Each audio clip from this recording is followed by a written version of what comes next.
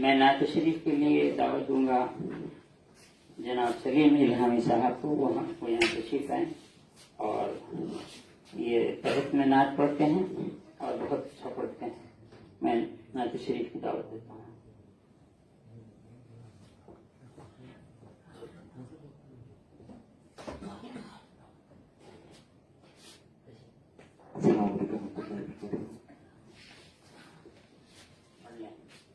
بہرحال اب ہمارے پاس ایک اور موضوع ہے، خواتین پر گھریلو تشدد کا دباؤ اور اہل طریقت کی ذمہ داریاں. مولانا ڈاکٹر ابو زاہد سید وحید اللہ حسینی قادری ملتانی صاحب ان سے ملتمس ہو کے آئیں اور اپنا مشورہ فرمائیں. 2-3 صفحے 4 صفحے کا ہم نے مشورہ کیا ہے، وہ پڑھنے میں جتنی دیر لگ جائے کوئی وقت ہے، ورنہ تھوڑی سی مشکل ہو جاتی ہے. تشریف لائیے.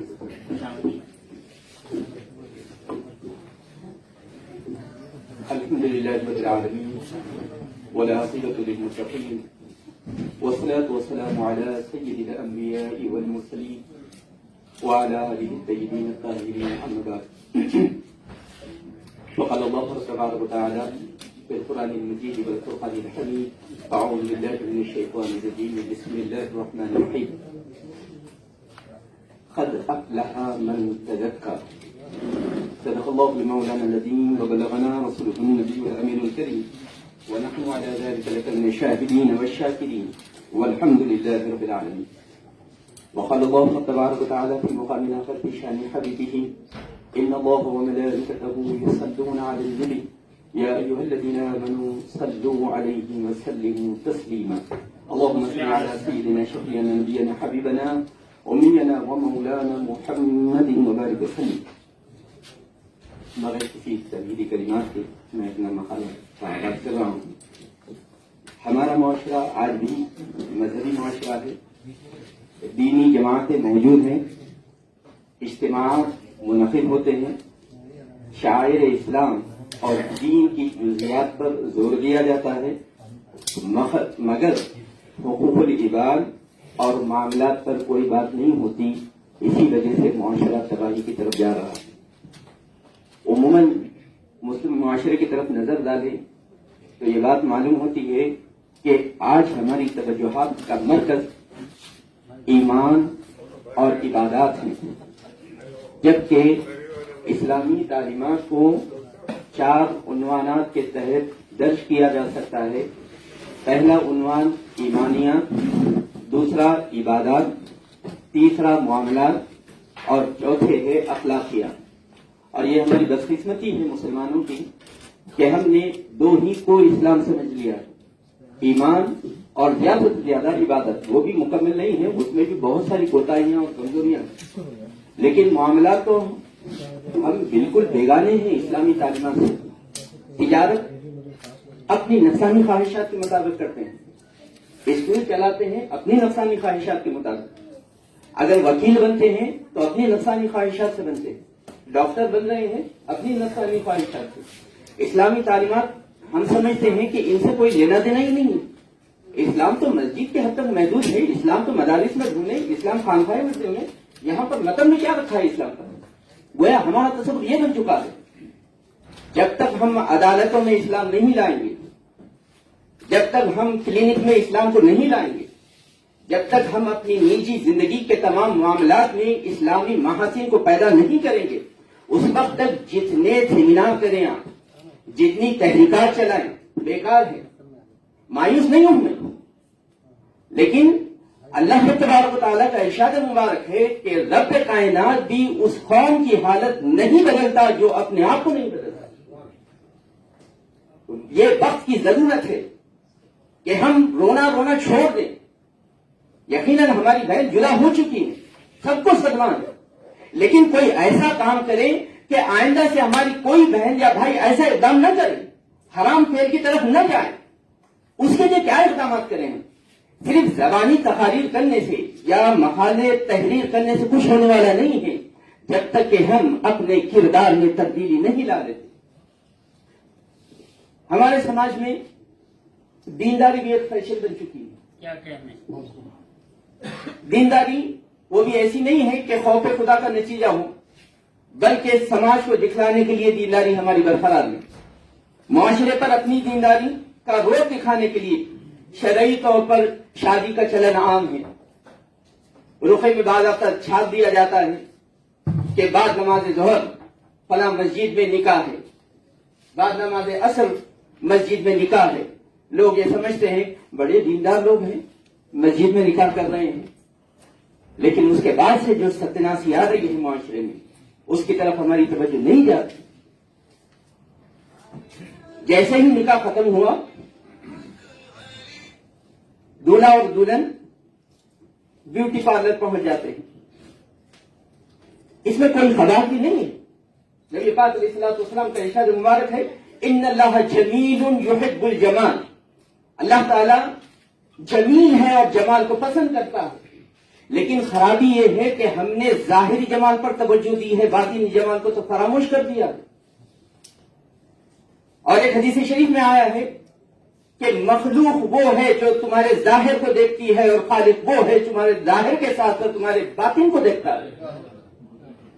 تو جب ہم بیوٹی پارلر جائیں، یقیناً جائیں، حدود شرعی میں رہ کر جائیں، اپنے حسن کو نکھاریں، لیکن اس سے زیادہ اہم یہ ہے کہ اپنے دل کو نکھاریں، اپنی سوچ کو نکھاریں.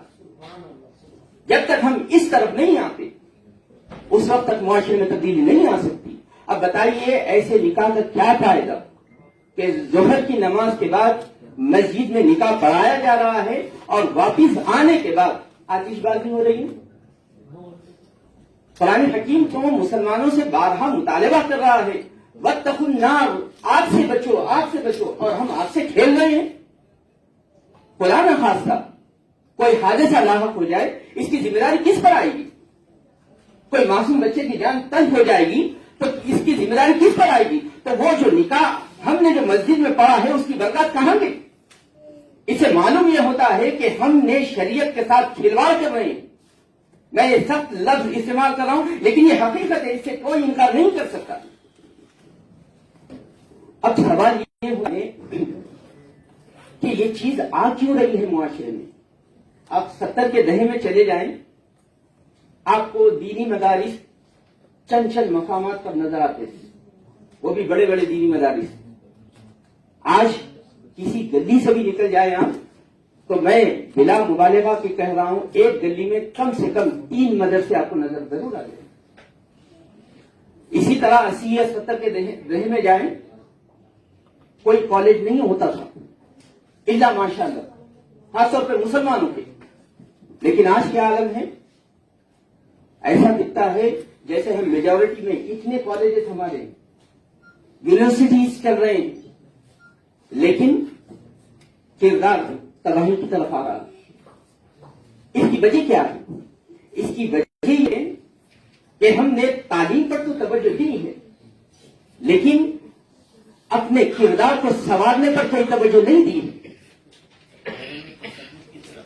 اور اس کی سب سے بڑی وجہ پیران طریقت ہے، جن کی بنیادی ذمہ داری تھی کہ وہ انسان کی کردار سازی پر اپنی توجہات مرکوز کرتے.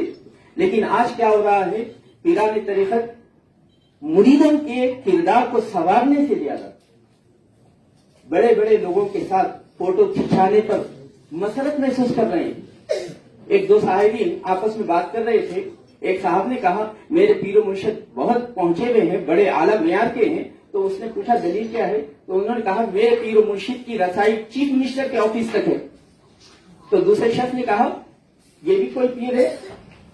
میرے پیر تو ان سے بھی زیادہ اعلیٰ درجے کے، کیونکہ میرے پیر و مرشد کی رسائی پی ایم کے آفس تک ہے. بتائیے. حضرت نظام الدین اولیاء رحمۃ اللہ علیہ کوئی ایک دو نہیں کئی بادشاہوں کا دور دیکھا ہے آپ نے، اور کئی بادشاہ آپ سے ملنے کے متمنی ہوا کرتے تھے، لیکن آپ اکثر یہی فرمایا کرتے تھے میری خانقاہ کے 2 دروازے ہیں، اگر تم ایک دروازے سے آؤ گے تو میں دوسرے دروازے سے نکل جاؤں گا. اگر یہ کردار سازی ہوتی تو گھریلو تشدد نہ ہوتا. میں اسی طرح تو رب کائنات نے ارشاد فرمایا قد افلح من تزکا، کامیاب ہو گیا وہ شخص جس نے اپنے نفس کا تزکیہ کیا۔ قرآن حکیم نے کہیں یہ نہیں کہا کامیاب ہو گیا وہ شخص جس نے نکاح مسجد میں پڑھایا ہے، تو ایک آیت بتا دیں میرے، حدیث شریف میں کہیں ہے تو بتا دیں، یقیناً یہ سنت رسول ہے، سب آنکھوں پر ہے ہمارے، لیکن وہ جو سنت ہے وہ اسلام کی سنت تھی۔ یہ ہم اپنی نفسانی خواہشات کو پالنے کے لیے مسجد میں نکاح کرتے ہیں، ایسا کر کے ہم اپنے آپ کو بھی دھوکہ دے رہے ہیں اور معاشرے کو بھی دھوکہ دے رہے ہیں۔ تو قرآن حکیم نے ایک جگہ ارشاد فرمایا قد افلح من تزکا، کامیاب ہو گیا وہ شخص جس نے اپنے نفس کا تزکیہ کیا، اور یہی الفاظ من و عن اور ایک مقام پر آیا قد افلح المؤمنون، کامیاب ہو گئے یقیناً ایمان والے۔ اب دونوں مقام پر فرق یہ ہے، قرآن حکیم نے جہاں پر یہ کہا قد افلح من تزکا، کامیاب ہو گیا وہ شخص جس نے اپنے کردار کو سنوار دیا، بس اتنا کہہ کر قرآن حکیم خاموش ہے، کچھ نہیں کہہ رہا ہے۔ لیکن جہاں پر مومنین کے کامیاب ہونے کا ذکر آیا، رب کائنات نے ایک فہرست بیان کی کہ کون مومنین کامیاب ہو گئے، تو رب کائنات ارشاد فرماتا ہے الذین هم فی صلاتہم خاشعون، جو اپنے نمازوں میں خشوع و خضوع پیدا کرتے ہیں، یہ مومنین کامیاب ہوں گے۔ والذین هم عن اللغو معرضون، جو لغویات سے اپنے آپ کو بچاتے ہیں۔ والذین هم للزکاۃ فاعلون، اور وہ لوگ جو زکات دیتے ہیں۔ والذین هم لاماناتهم وعہدهم راعون، جو امین ہیں، امانتوں کا پاس و لحاظ کرتے ہیں، جو وعدے کرتے ہیں اس کا پاس و لحاظ کرتے ہیں۔ والذین هم علی صلواتهم یحافظون، اور جو اپنی نمازوں کی حفاظت کرتے ہیں۔ تو قرآن حکیم میں جو یہ کہا گیا کامیاب ہو گیا وہ شخص جس نے اپنے نفس کا تزکیہ کیا، وہاں پر قرآن حکیم کوئی تفصیل بیان نہیں کر رہا ہے، لیکن دوسرے مقام پر قرآن حکیم شرعی امور کی تفصیل بیان کر رہا ہے۔ اب یہ فرق کیوں آیا ہے؟ تو علماء اکرام ارشاد فرماتے ہیں گویا رب کائنات پوری امت مسلمہ کو یہ پیغام دے رہا ہے کہ نماز پڑھو لیکن تزکیہ نفس نہ ہو تو تمہاری نماز بھی غارت ہے، زکات دو لیکن تزکیہ نفس نہ ہو تمہارا زکات دینا بھی بیکار ہے، روزہ رکھو لیکن تمہارا تزکیہ نفس نہ ہو روزہ رکھنا بیکار ہے۔ اور میں نہیں کہہ رہا، قرآن حکیم کی آیتیں ہیں، میں آپ کو ایک کے بعد ایک بتاؤں گا۔ علماء اکرام ارشاد فرماتے ہیں کہ اگر کسی شخص کو شرعی احکامات پر عمل کرنے کی فرصت نہ ملے، وقت نہ ملے، لیکن اگر اس کا تزکیہ نفس ہو چکا ہو، امکان ہے کہ اسے جنت مل جائے۔ چنانچہ حدیث شریف میں آیا ہے، بنی عبد الاشہل کے ایک نوجوان شخص تھے جن کا نام اسیرین ہے، بعد میں یہ صحابی رسول بنے، یہ سخت ترین دشمن اسلام تھے، ہر وہ سازش جو اسلام کے خلاف ہوتی اس میں شامل ہونے کی کوشش کرتے، لیکن ایک مرتبہ حضور اکرم صلی اللہ علیہ وسلم کی دربار میں حاضر ہوئے اور نبی پاک علیہ السلام کی جب نگاہ ناظرین آپ کے دل پر پڑی تو دل کی کیفیت بدل گئی، تزکیہ نفس ہو گیا۔ جو شخص اسلام کے خلاف لڑنے پر آمادہ ہوتا، اب وہی شخص یہ کہہ رہا ہے یا رسول اللہ اجازت دیجیے کہ جنگ میں شرکت کروں، اسلام کے اوپر اپنے آپ کو قربان کر دوں۔ حضور اکرم صلی اللہ علیہ وسلم نے اجازت مرحمت فرمائی اور جنگ احد میں آپ کو شہادت نصیب ہوئی۔ آپ کو صحابہ نے پوچھا یا رسول اللہ یہ شخص اب یہ بھی اسلام قبول کیے تھے اور شہید ہو گئے، ان کا کیا مقام و مرتبہ ہے؟ حضور اکرم صلی اللہ علیہ وسلم نے ارشاد فرمایا اگر کسی اہل جنت کو دیکھنا ہے تو میرے اسیرین کو دیکھو، نماز نہیں ہے، زکات نہیں ہے، روزہ نہیں ہے، وقت ہی نہیں ملا، لیکن تزکیہ نفس ہو چکا تھا۔ حضور اکرم صلی اللہ علیہ وسلم نے ارشاد فرمایا یہ جنتی ہے۔ اب اس کے برعکس اگر کوئی تزکیہ نفس نہیں ہے، اس کے پاس عبادتیں ہوں لیکن اس کے باوجود ممکن نہیں ہے کہ اس کو جنت مل جائے۔ چنانچہ قرآن حکیم ارشاد فرماتا ہے کہ اگر کوئی شخص تزکیہ نفس کے بغیر نماز پڑھتا ہے تو قرآن حکیم ارشاد فرماتا ہے فویل للمصلین، جہنم ہے، بربادی ہے، ہلاکت ہے ایسے مصلیوں کے لیے، نمازیوں کے لیے۔ کون سے نمازی؟ الذین هم عن صلاتهم ساہون، جو اپنی نمازوں سے غفلت برتتے ہیں۔ جس کا تزکیہ نفس ہو جاتا ہے وہ کبھی غفلت نہیں برتتا. چنانچہ صوفیہ اکرام ارشاد فرماتے ہیں جو اللہ کا محبوب ہوتا ہے اس کی مثال ایسے ہے جیسے برتن کے نیچے آگ ہو اور برتن کے اندر پانی ہو، تو پانی جس طرح ہمیشہ ابلتے رہتا ہے اسی طرح ایک عاشق الہ ہمیشہ مضطرب رہتا ہے. وہ کبھی غفلت نہیں برتتا، وہ کبھی کاہلی سے کام نہیں لیتا. تو معلوم یہ ہوتا ہے کہ قرآن حکیم کہہ رہا ہے کہ اگر کوئی نماز پڑھ رہا ہے لیکن تزکیہ نفس نہیں ہے وہ جہنم میں چلا جائے گا. آج ہم نمازیں پڑھتے چلے جا رہے ہیں لیکن تزکیہ نفس نہیں ہے، اس لیے خواتین کو گھریلو تشدد کا شکار بنا رہے ہیں. کیا یہ گھریلو تشدد وہ شخص کر سکتا ہے جس کا تزکیہ نفس ہو جائے، جس کے دل میں اللہ کا خوف پیدا ہو جائے؟ تو اس سے معلوم یہ ہوتا ہے کہ ہم صرف ظاہری اعمال کو اپنا رہے ہیں، اس کی جو روح ہے اس کو ہم نے فراموش کر دیا ہے. اور قرآن کہتا ہے کہ اگر اس کی روح کو فراموش کر دو گے تو تم کو تمہاری نماز کے ساتھ جہنم رسید کر دیا جائے گا. یہ قرآن حکیم کے الفاظ. اب روزے کو دیکھیں، حضور اکرم صلی اللہ علیہ وسلم ارشاد فرماتے ہیں اگر روزہ انسان رکھ رہا ہے بغیر تزکیہ نفس کے تو وہ روزہ بھی اس کے لیے فائدہ مند نہیں ہے. چنانچہ حضور اکرم صلی اللہ علیہ وسلم نے ارشاد فرمایا رب صائم لیس له من صیامه الا الجوع. بہت سارے روزے دار ایسے ہیں جن کو سوائے بھوک کے کچھ حاصل ہی نہیں ہوتا. روزے کا مقصد یہ تھا کہ ہم اپنے نفسانی خواہشات کو قابو میں رکھیں. اب جو انسان اپنی نفسانی خواہشات کو قابو میں رکھے کیا وہ بیوی کو ظلم کا شکار بنا سکتا ہے؟ اگر کوئی جہد کا مطالبہ کر رہا ہے تو اس کی معنی یہ ہے کہ وہ روزہ رکھنے کے باوجود اپنی خواہشات کا غلام بنا ہوا ہے. اور حضور اکرم صلی اللہ علیہ وسلم ارشاد فرماتے ہیں اگر ایسا کوئی روزے دار ہے تو اس کو سوائے بھوک کے کچھ حاصل نہیں ہوتا. آج اکثریت ایسے ہی روزے داروں کی کہ ہم کو سوائے بھوک اور پیاس کے کچھ حاصل نہیں ہوتا. ہم روزہ رکھتے ہیں رمضان المبارک میں لیکن 11 مہینے تک اپنی نفسانی خواہشات کی پیروی کرتے ہیں. تو پیران طریقت کا کام ہی یہی تھا کہ وہ نہ صرف روزے کے آداب سکھاتے بلکہ روح تک پہنچا دیتے کہ روزے کا اصل مقصد یہ ہے. اسی طرح زکات کو لیجیے، قرآن حکیم ارشاد فرماتا ہے قول معروف ومغفرۃ خیر من صدقۃ یتبعها اذى. اگر میں نے کسی کو زکات دے دی، اب وہ شخص زکات کے پیسے کسی بزنس میں لگا کر امیر ترین بن گیا، اب وہ میرے پاس آ کر ملنے لگا کہ آپ نے جو مدد کی تھی اس سے میں نے بڑا امپائر قائم کر لیا، لہذا وہ میرے بازو بیٹھ گیا. یہ چیز مجھ کو پسند نہیں آئی. میں جھنجھا کر کہا تم تو وہ تھے جو ایک مرتبہ میرے پاس سے زکات لیتے تھے، آج تمہاری اتنی ہمت کہ میرے بازو آ کر بیٹھ گئے. قرآن کو یہ نوار گزرا.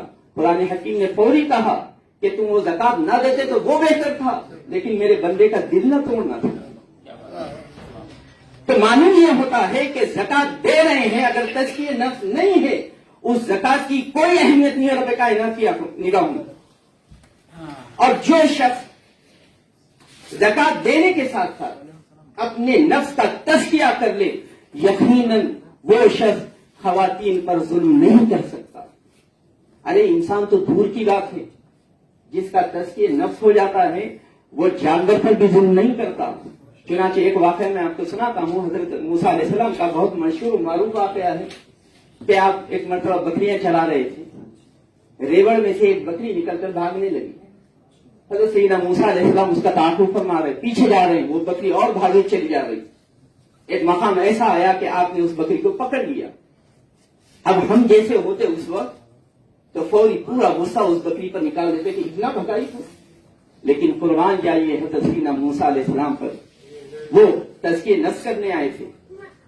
آپ نے جیسے ہی اس بکری کو پکڑا فوری بیٹھ گئے اور اپنی گود میں رکھ کر اس بکری کے پیروں کو دبانے لگے کہیں تجھ کو تکلیف نہ ہو گئی ہوں. جو تزکیہ نفس کا ماہر ہوتا ہے وہ انسان تو انسان جانوروں پر بھی رحم کرتا ہے، اور جو لوگ تزکیہ نفس سے بے بہرا ہوتے ہیں وہ جانور تو جانور انسان پر بھی ظلم کرتے ہیں. تو آج یہ جو گھریلو تشدد کا شکار ہم بنا رہے ہیں خواتین کو، اس کی اہم وجہ یہ ہے کہ آج ہم تزکیہ نفس سے محروم ہیں.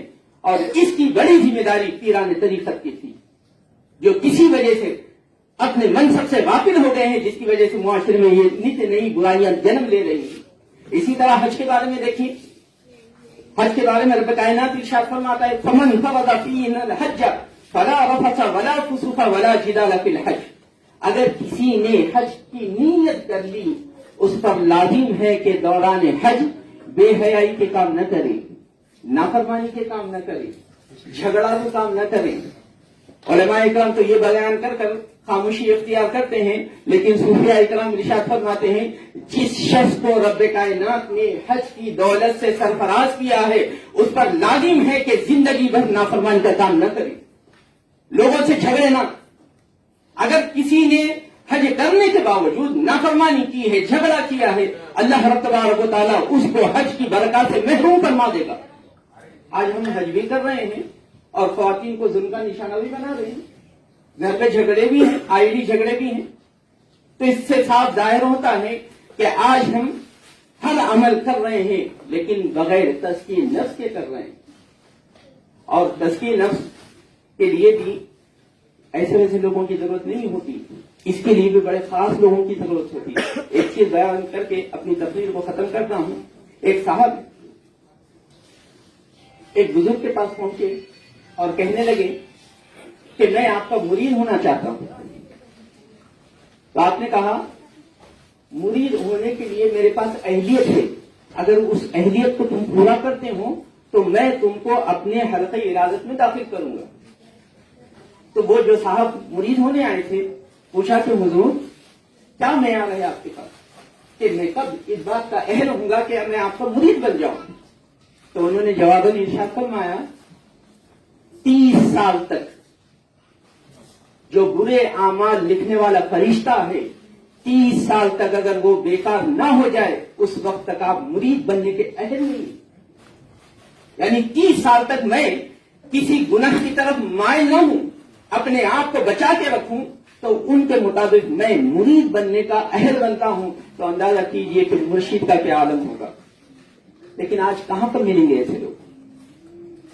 تو یہ لوگ کہیں آسمان سے نہیں آتے تھے بلکہ یہ خواتین کی تربیت سے نکلتے تھے۔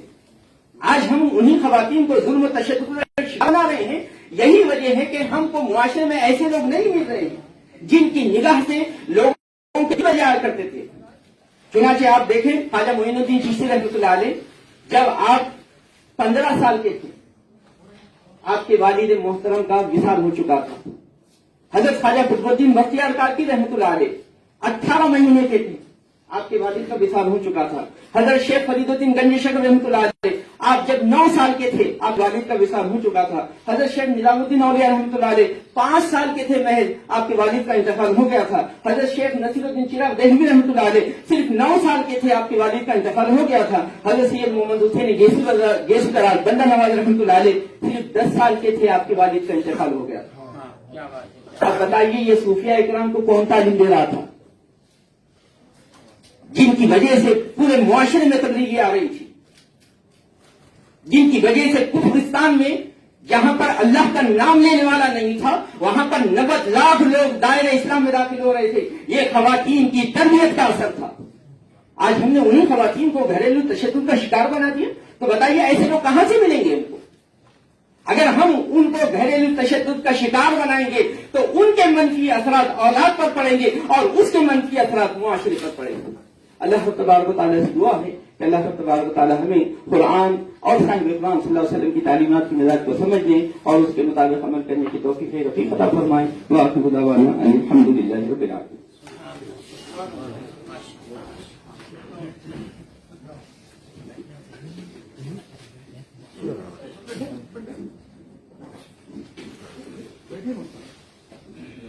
جناب ڈاکٹر ابو زاہد سید وحید اللہ حسین قادری ملتانی آپ سے مخاطب تھے۔ خلاصہ کلام گھریلو تشدد کا